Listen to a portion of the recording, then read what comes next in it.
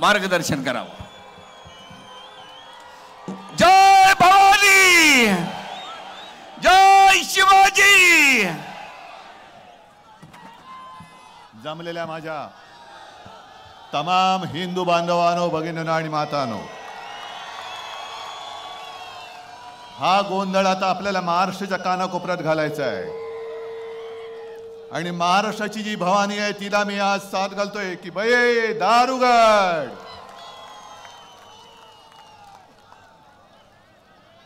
कारण ज्या ज्या वेळेला धर्मावरती अधर्माचं संकट आलेलं आहे त्यावेळेला श्रीकृष्ण आहेत, भगवान श्रीकृष्ण, भगवान श्रीराम आणि आमची आई भवानी हिने वेगवेगळे अवतार धारण करून त्या राक्षसांचा वध केलेला आहे। तीच वेळ आता आलेली आहे। काल आपण इतके वर्ष ज्याच्यासाठी संघर्ष करत होतो आणि केला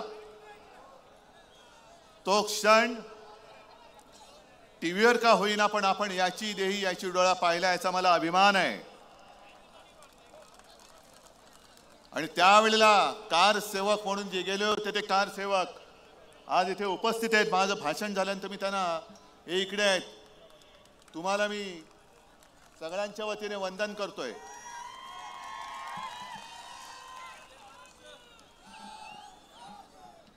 काल काळाराम मंदिरामध्ये मी गेलो होतो, सावरकरांच्या जन्मभूमीत मी गेलो होतो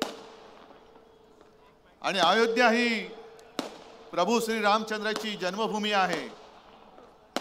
पण हा माझा जो परिसर आहे पंचवटी आणि नाशिक ही प्रभू श्री रामचंद्राची पराक्रम भूमी आहे। आणि असं म्हणतात की आता जिथे ते मंदिर आहे तिथेच पर्णकुटी होती, जिथे भगवान श्रीराम, सीतामाई, लक्ष्मण हे तिकडे राहिले होते। शुपर्णखेचं नाक आणि कान हे सुद्धा प्रभू रामचंद्रांनी इथेच कापलेलं आहे। आणि मग त्याच्यानंतर जवळपास 14,000 राक्षस हे प्रभू रामचंद्राला मारायला आले होते। आणि आता जसं माझ्या समोर हे भव्य दिव्य स्वरूप आहे तसं तेव्हा प्रभू रामचंद्राने अति भव्य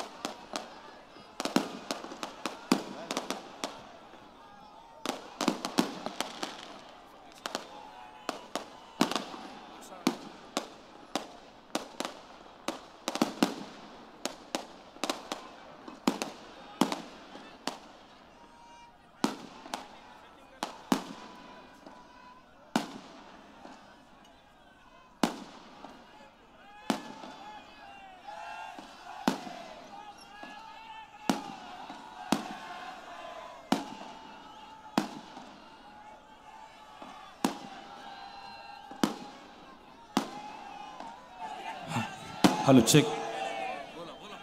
अरे फटाक्याच्या ठिकाणी कोण असेल पाणी होत ना त्याच्यावरती उलट कर।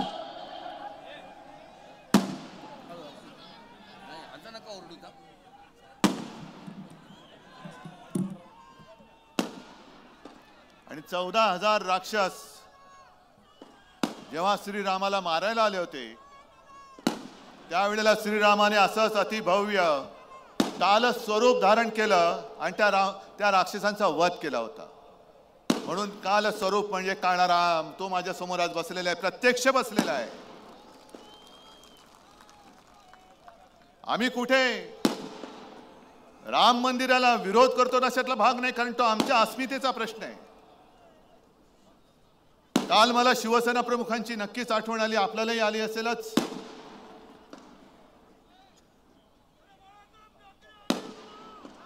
अरे काय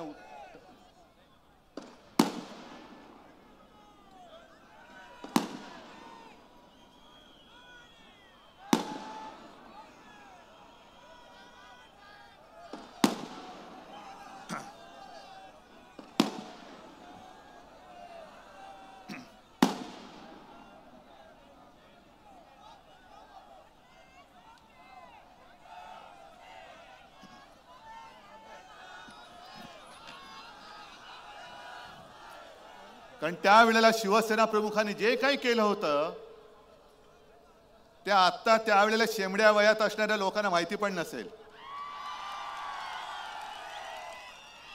बरं, यांची इथपर्यंत मजल गेली की शिवसेनेचं योगदान काय. शिवसेनेचं योगदान इकडे बसलेलं आहेच.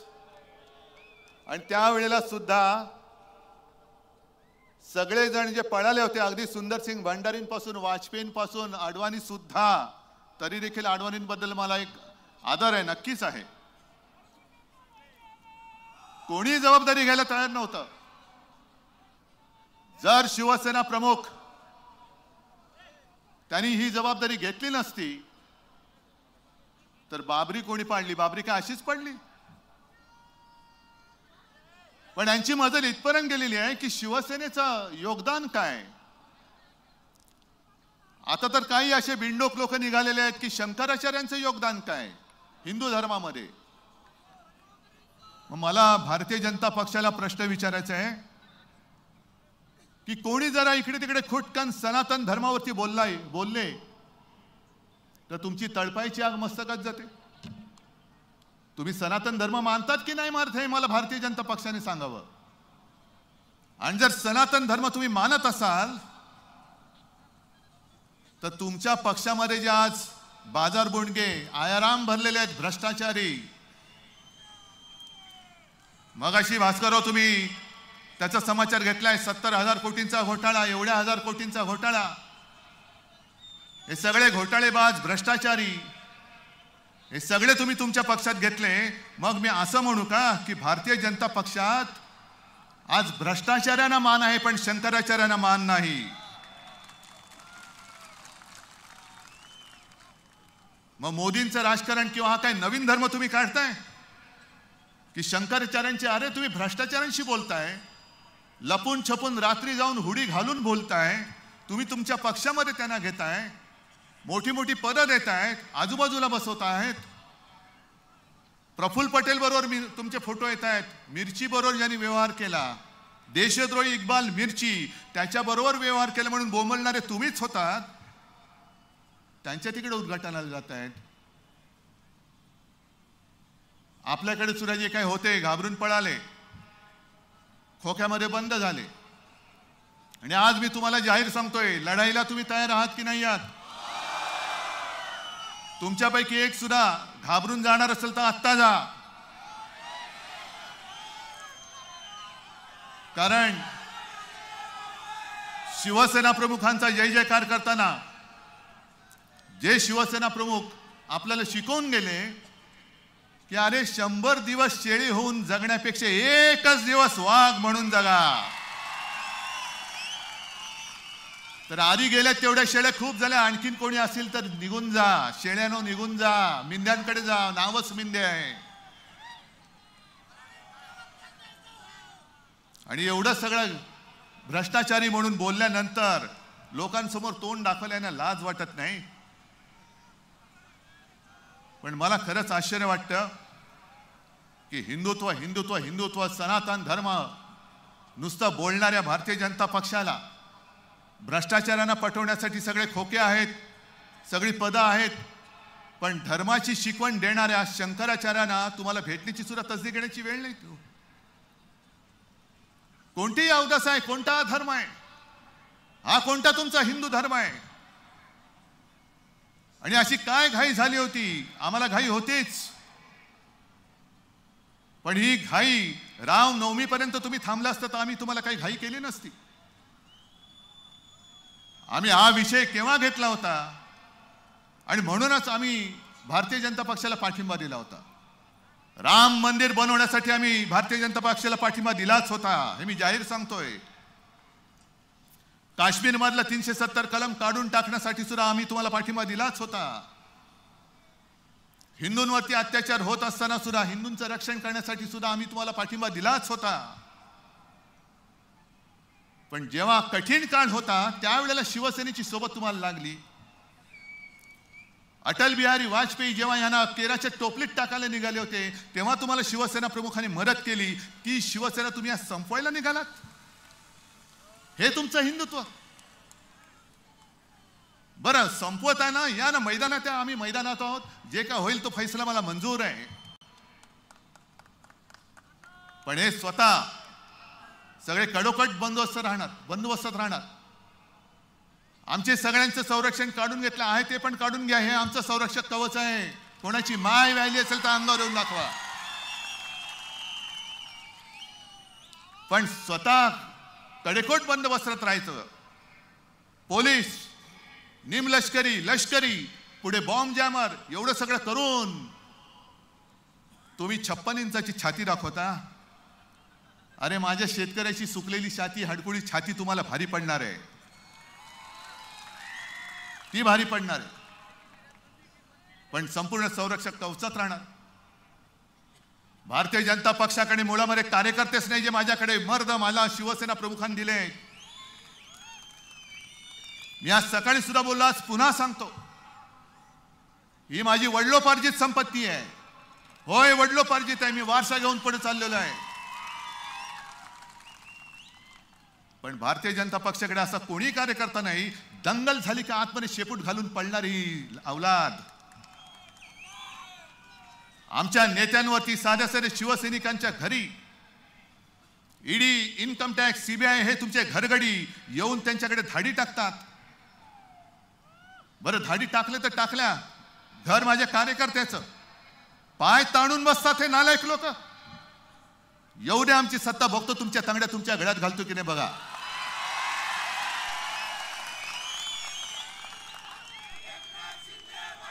पण एका बाजूला स्वतः कडेकोट बंदोबस्तात राहणार, दुसऱ्या बाजूला तुमच्या यंत्रणा, तुम्ही शासकीय यंत्रणा, त्या शासकीय यंत्रणांचा पगार माझ्या या सर्वसामान्य माणसाच्या खिशातून जातो हे त्या यंत्रणावाल्यांनी सुद्धा लक्षात ठेवावं.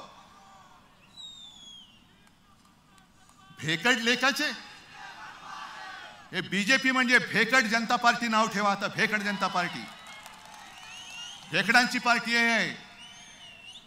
एक तर स्वतःमध्ये कर्तृत्व नाही, नेता तर कोणी देऊ शकत नाही. भाकड तर आहातच, पण भेकड सुद्धा आहात. आणि म्हणे आम्ही हिंदुत्ववादी. हे असे भेकड हिंदू आजपर्यंत देशात झाले नाही आणि याच्या पुढे सुद्धा होणार नाहीत.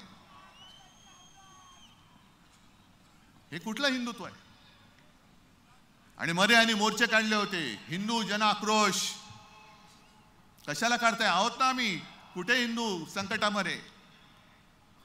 आणि तिकडे तुमचे विश्वगुरू बसलेले आहेत, ज्याच्यासाठी आम्ही पाठिंबा दिला होता हिंदुत्वासाठी. ते तिकडे बसल्यानंतर हिंदूंना या देशामध्ये आक्रोश करण्याची वेळ येत असेल तर त्यांनी खुर्ची सोडलेली बरी. खुर्ची सोडून द्या, आम्ही आहोत. या सगळ्या गोष्टी या आता सहन होत नाही. म्हणून आपल्याला नुसत्या गप्प नाही बसून चालणार. सहन होत नाही, सांगता येत नाही, सांगितल्या पाहिजेत आणि तोडून मोडून काढल्या पाहिजेत. आता मोदीजींच्या वाऱ्या महाराष्ट्रामध्ये वाढल्यात. दर 5-10 दिवसांनी मोदी येत आहेत. कधी काळाराम मंदिरात, कधी सोलापूरमध्ये, कधी इकडे. आता म्हणतात मला वाटतं पोहरा देवीला येणार आहेत. या बघून घ्या, एकदा फिरून घ्या महाराष्ट्र कसा आहे बघून घ्या. कारण महाराष्ट्रच तुम्हाला धडा शिकवणार आहे. बघून घ्या महाराष्ट्र. पण मोदीजी ज्या वेळेला महाराष्ट्र संकटात होता ना, टोकते वादळ आलं होतं, निसर्ग चक्रीवादळ आलं होतं. कशाला इकडे माझा ग्रामीण भागात आलेला शेतकरी येतो, अवकाळी पाऊस त्याच्यावरती पडला, गारपीट झाली, तेव्हा मोदीजी आले. आता फक्त मतांसाठी येत आहेत. मणिपूरला गेले नाहीत, कारण मणिपूरला फक्त 2 जागा आहेत लोकसभेच्या, बरोबर ना? आणि महाराष्ट्रामध्ये 48. म्हणून मोदी इकडे येत आहेत. मग निवडणूक आल्यानंतर महाराष्ट्र तुम्हाला आठवतोय.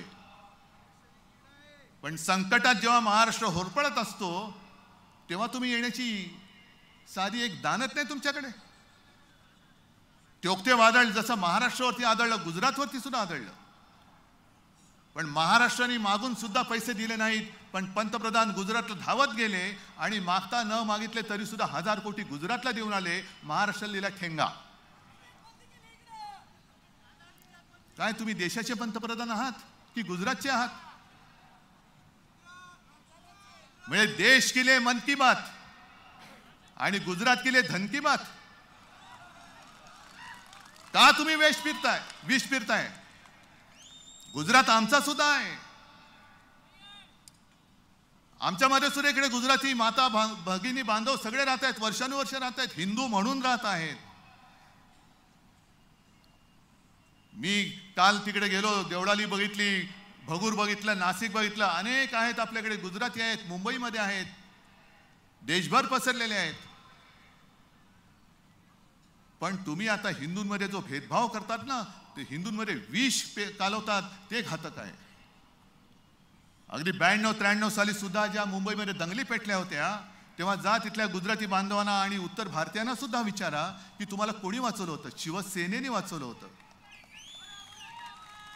आम्ही भेदभाव नव्हता केला की अरे कोण आहेस तू, मराठी आहेस, गुजराती आहेस का आणखीन कोणी आहेस, नाही केला. कोरोनामध्ये सुद्धा जेव्हा मी मुख्यमंत्री होतो, संपूर्ण महाराष्ट्र माझं कुटुंब आहेच, मी कुटुंब वत्सल आहेच.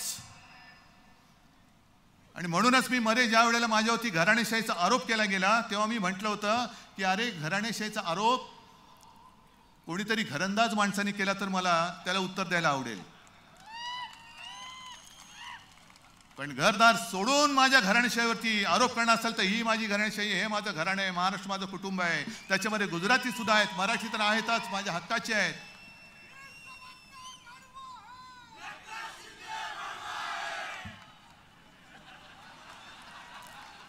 आता तुम्हाला जास्त सांगण्याची गरज नाही, पण आणखीन काही कडवी पानं सुद्धा आहेत. आज हे संपूर्ण जे काय चाललेलं आहे मोदींचं राजकारण अतिशय घाणेरडं आहे.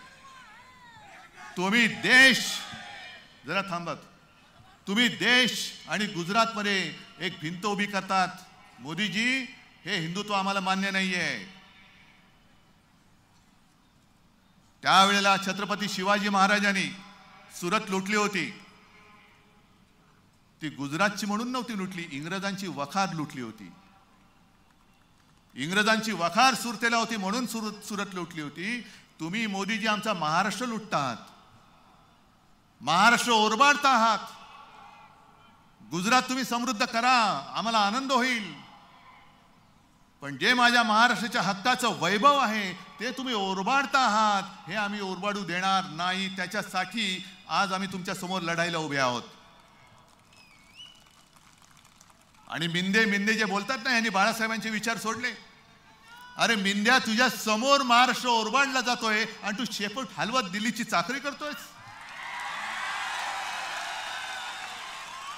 शेपूट हलवत बसतो खुर्चीसाठी. हे बाळासाहेबांचे विचार, हे बाळासाहेबांचं हिंदुत्व, हे शिवसेनेचं हिंदुत्व. आधी काही दिवसापूर्वी पंतप्रधान माझ्या कोकणात जाऊन आले, सिंधुदुर्गात. नौदल दिन होता तो. बरं वाटलं की तिकडे सुद्धा नौदलाचा दिन साजरा केला. एक बडे छत्रपती शिवाजी महाराजांचा पुतळा त्यांनी बसवला. कोकणवासियांना वाटलं काहीतरी कोकणात येईल, कसलं काय आणि कसलं काय. हे गेले आणि तिकडे येणारा तो पाणबुडी पर्यटनाचा प्रकल्प तो सुद्धा गुजरातमध्ये नेला. क्रिकेटची फायनलची मॅच सुद्धा तिकडे गेली, नाहीतर आपण जिंकलो असतो.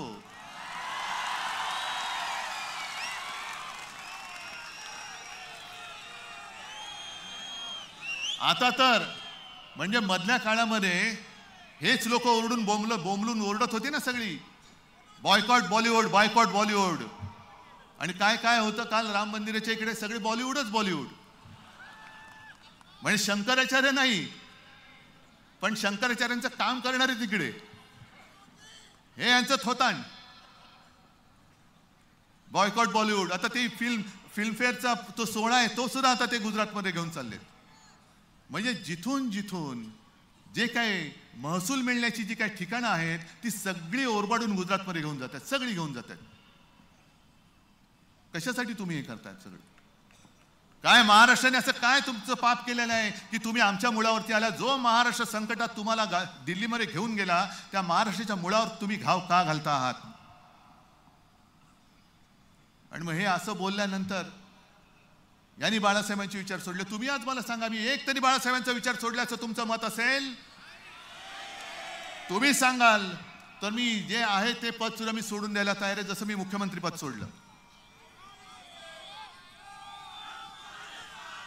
जा त्या नार्वेकरला सांगा, लबाडाला सांगा, इकडे येऊन हिम्मत असेल तर इकडून मध्ये येऊन बोल, मी तुझ्या बरोबर येतो आणि सांग शिवसेना कोणाची.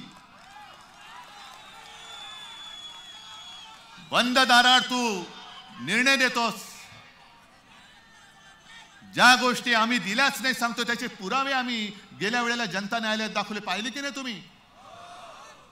नसेल तर पुन्हा एकदा तुम्हाला दाखवीन. शिवसेनेची घटनाच मिळाली नाही, शिवसेनेमध्ये अमुकच नाही. एका 2013 साली हेच गृहस्थ तिकडे उभे होते बिल्ला घालून, आणि दुसऱ्या वेळेला तर आता जे म्हणतायत की हे पक्षप्रमुखच नाही तेच दाढी खाजवत माझ्या पाया पडले होते. पण ही शिवसेनेची घटना आहे. ही सगळी जी बसलेली लोक आहेत, माता भगिनी आणि बांधव, तुमचे आशीर्वाद, ही माझ्या शिवसेनेची घटना आहे.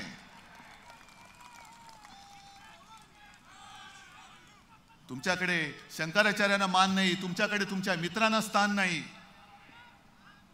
बरं, आज जर मी बाळासाहेबांचे विचार सोडले असं तर त्यांचं म्हणणं असेल तर 2014 साली भारतीय जनता पक्षाने शिवसेनेची युती का तोडली होती? एकनाथ खडसे, नाथाभाऊने मला वाटतं नाशिकमध्येच सांगितलेलं आहे. 2014 मे महिन्यापर्यंत आम्ही आ गले लग जा असं होतं. मी तिकडे दिल्लीत गेलो होतो, मला बोलवलं होतं राष्ट्रपतींकडे पाठिंबा देण्याच्या पत्रावरती सही करायला. जूनचा महिना होता. तोपर्यंत शिवसेना हिंदूवादी होती, हिंदुत्व होती, हिंदू होती. मग जून ते ऑक्टोबर असं काय नेमकं घडलं? असं आम्ही काय धर्मांतर केलं की तुम्ही शिवसेनेची युती तोडलीत? आणि आज मी तुम्हाला पुन्हा एकदा सांगतो, आज सुद्धा ती जी व्यक्ती जिवंत आहे भारतीय जनता पक्षामध्ये, ती एक जबाबदार व्यक्ती आहे. 2014ला भारतीय जनता पक्षाने आपल्याशी युती तोडली आणि तुमच्या मेहनतीच्या बळावरती एकट्या शिवसेनेचे युती शिवाय 15 दिवसात 63 आमदार महाराष्ट्राने निवडून दिले. आणि ती व्यक्ती जेव्हा आपली युती तुटलेली होती, निवडणुका झालेल्या होत्या, हेच दाढीवाले बुवा विरोधी पक्षनेते होते. त्यावेळेला ती व्यक्ती माझ्याकडे आली आणि मला त्यांनी स्वच्छ शब्दात सांगितले की उद्धव, मला पहिल्यांदा तुझं अभिनंदन करायचंय. म्हटलं का? चल नहीं, दिल्ली में अब क्या कहूं. म्हटलं क्यों आए हैं तो कहीं डालो ना, आता काय आलत कशाला मग? नाही म्हणे, दिल्लीमध्ये अशी चर्चा होती की अब बालासाहेब तो नहीं रहे. 2014 साली, म्हणजे बघा किती हरामी लोक आहेत. 2012 साली शिवसेना प्रमुख, त्यांना असं वाटतं की आपल्यातून गेले, पण आज सुद्धा बाळासाहेब आमच्या मनामध्ये आहेत.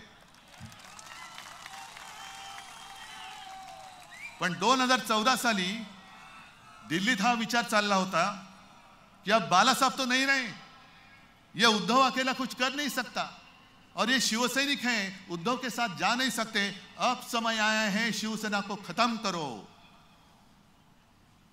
शिवसेना को खत्म करो. अरे इसके आएंगे तो कितने, 5 या 10 सीटें आएंगी, लेकिन तूने तो कमाल किया, तुझे 63 आमदार आले, दिल्ली आता तुला घाबरते. 2014 साली सुद्धा शिवसेनेला खतम करण्याची भाषा करणारी लोक, काय आम्ही तुमचा गुन्हा केला होता? म्हणून सकाळी सुद्धा जे म्हटलं ना की राम हे एकवचनी होते, सत्यवचनी होते. मी शिवतीर्थावरती शिवाजी महाराजांच्या साक्षीने माझ्या आई वडिलांची शपथ घेऊन सांगितलं की अमित शहाने जे माझ्या बरोबर वचन दिलं होतं, मला वचन दिलं होतं, ते त्यांनी मोडलं, नाही पाळलं त्यांनी. पण वचन मोडून सुद्धा तुम्ही स्वतःला रामभक्त मानता. जर वचन पाळलं असतं तर आज देवेंद्र फडणवीसला अर्धा नाही पाव मुख्यमंत्री जे झालेत ते आता ते पूर्ण मुख्यमंत्री झाले असते 2.5 वर्ष. काय फरक पडला असता? जी काय तुम्ही फोडाफोडी केलीत ती फोडाफोडी न करता आज अख्खीच्या अख्खी ही शिवसेनेची खरी ताकद तुमच्या सोबत राहिली असती. आणि आत्ता तुम्हाला महाराष्ट्रामध्ये वारंवार यावं लागतंय. ती येण्याची गरज लागली नसती. महाराष्ट्राने म्हणजे शिवसेनेने पुन्हा एकदा तुम्हाला सन्मानाने दिल्लीत पाठवलं असतं. पण तुम्ही घर फोडता, पक्ष फोडता, पक्ष पळवता, पक्ष चोरता. आणि त्याही पेक्षा घातक 370 कलम काढलं. आम्ही कौतुक केलं. कलम कागदावरती काढलं. अजूनही काश्मीरची परिस्थिती नाही सुधारलेली. अजूनही तिकडे मध्ये मध्ये हत्या होतातच आहेत. पण तेव्हा मला असं वाटलं होतं की यांचं जे एक घोषवाक्य आहे, एक विधान, एक निशाण, एक प्रधान, म्हणजे एक आमचा तिरंगा असेल. पण तो तिरंगा नाही, आता असं म्हणतं त्या नड्डांच्या बोलण्याप्रमाणे की एक निशाण म्हणजे फक्त भाजपाचं निशाण, एक विधान म्हणजे मोदी लिहितील ते विधान, आणि एक प्रधान म्हणजे तेच प्रधान, बाकी होणार नाही. हे चालणार आहे तुम्हाला? एक निशाण ते माझ्या भारत मातेचं तिरंगा असेल, भाजपचा फडका नसेल. आणि एक विधान हे माझ्या डॉक्टर बाबासाहेब आंबेडकरांनी लिहिलेलं संविधान असेल, भाजपने लिहिलेलं विधान नसेल. आणि एक प्रधान तो माझ्या जनतेने निवडून दिलेला असेल, तुमचा ईव्हीएम मधनं आलेला प्रधान नसेल. ज्या दिशेने आपण चाललेलो आहोत ही दिशा देशाला हुकुमशाहीकडे नेणारी आहे. मी मोदीजींचा विरोधक नाही, मी व्यक्तीचा विरोधक नाही.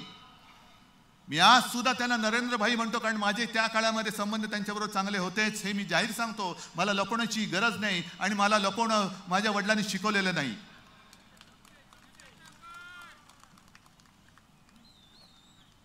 परंतु भाजपाची जी नीती चाललेली आहे की संकट काळामध्ये जी शिवसेना होती, म्हणजे विरोधकाला तुम्ही संपवताय म्हणजे राजकारणात हरवताय, मंजूर आहे.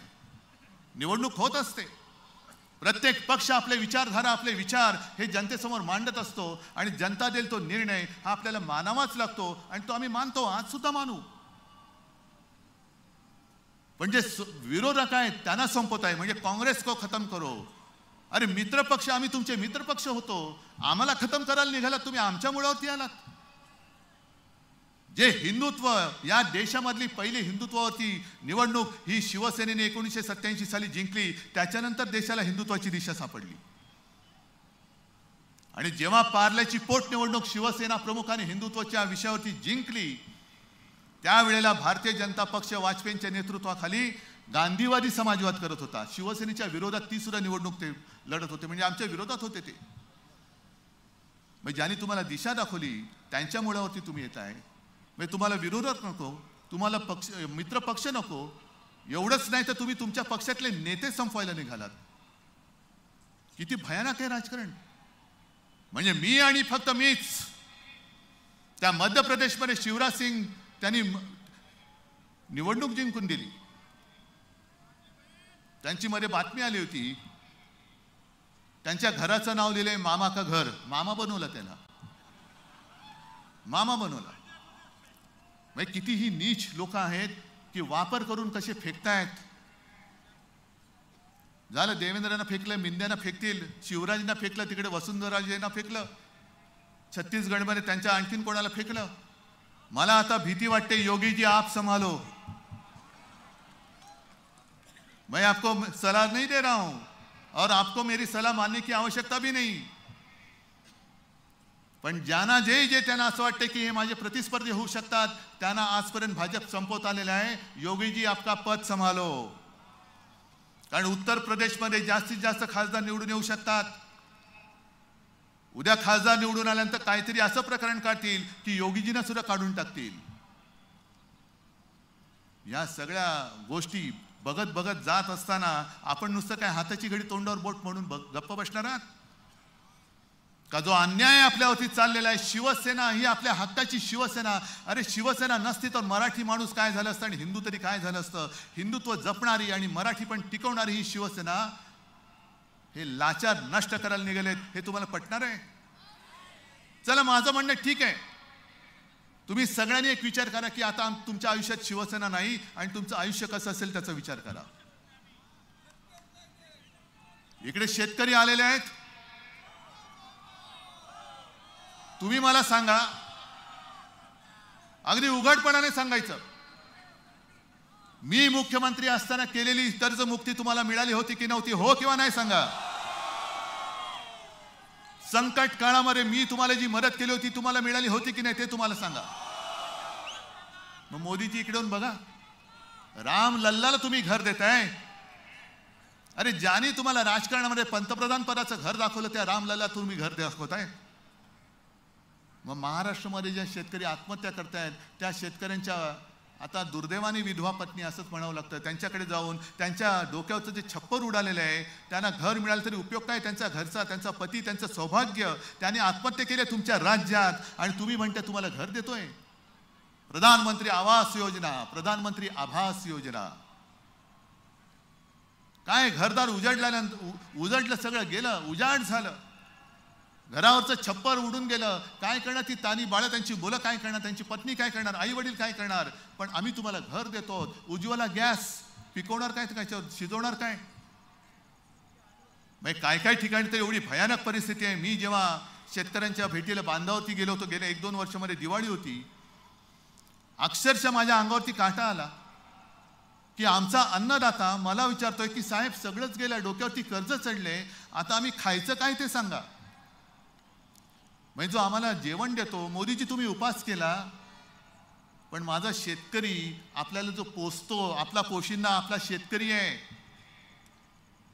तो जर उपासमारीने मरत असेल तर तुमच्या उपासाचं कौतुक काय? कोणी कोणाचं कौतुक करायचं? आणि खरं म्हणजे पंतप्रधानांचं कर्तव्य आहे, उपास करा. तुमच्या धार्मिकपणाबद्दल मी काही म्हणत नाही, पण निदान उपास करण्यापूर्वी माझ्या देशामध्ये एक सुद्धा पोट उपाशी राहिलं नाही पाहिजे, राहणार नाही, ही काळजी घेणं हे पंतप्रधानांचं काम आहे. मग लोक विचारतात, मी दिल्लीमध्ये गेलो होतो इंडियाच्या बैठकीला आणि संजय राऊतांनी घरी त्यांच्या एक अनौपचारिक असं पत्रकारांसाठी जेवण ठेवलं होतं आणि सगळे बसले होते. मीडिया हेड होते, काही चॅनलचे हेड होते, काही प्रिंट मीडियाचे होते. आणि एक नेहमीचा प्रश्न की लेकिन विकल्प क्या है? म्हणजे तुम्ही सगळे एकत्र जमलात, पण पर्याय काय? म्हटलं हाच आमचा प्रश्न आहे की भारतीय जनता पक्षाकडे पर्याय काय? एकच चेहरा आहे आणि त्याच्या जीवावरती आता तुम्ही मत मागू शकत नाही. आता तुम्हाला रामाची मदत लागते मत मागायला. कर्नाटकामध्ये हनुमान बजरंगबली की जय म्हणजे देवांची मदत लागली तुम्हाला मत मागायला. मग मोदीजींनी केलं काय 10 वर्षात? निवडणूक सुद्धा आज आलेली आहे की टेंटेटिव्ह डेट ही बरोबर रामनवमीच्या आधी लावलेली आहे. म्हणजे तुम्ही रामाच्या नावावरती मतं मागणार, तुम्ही हनुमानाच्या नावावरती मतं मागणार आणि मतं मागितल्यानंतर देशाला काय देणार? घंटा. आता ही राम भरोसे बस झालं, आता काम भरोसे मतं मागा, काम भरोसे.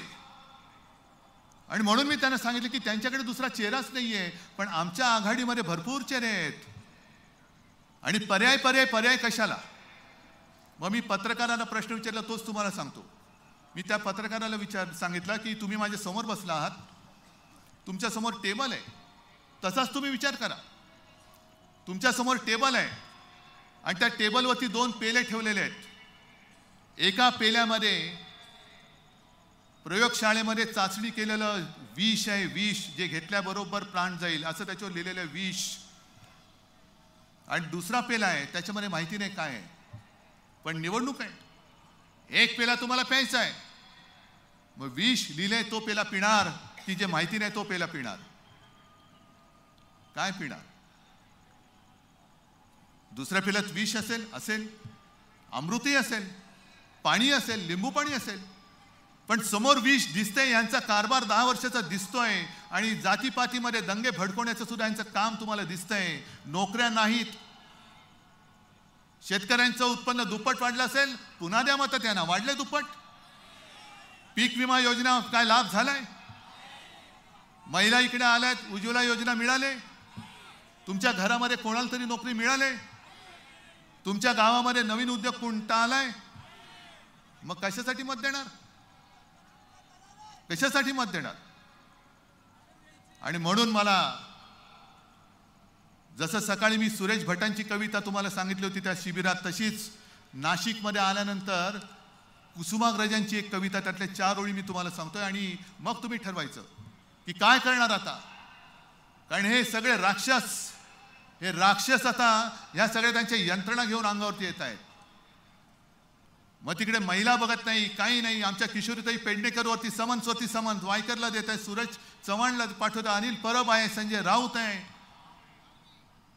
अरे तुम्ही शिवसेना संपवलेत ना, मग कशाला आमच्या मागे लागताय? का अजून तुम्ही माझ्या साध्या शिवसैनिकाच्या आणि नेत्याच्या घरी ईडी आणि सीबीआय पाठवताय?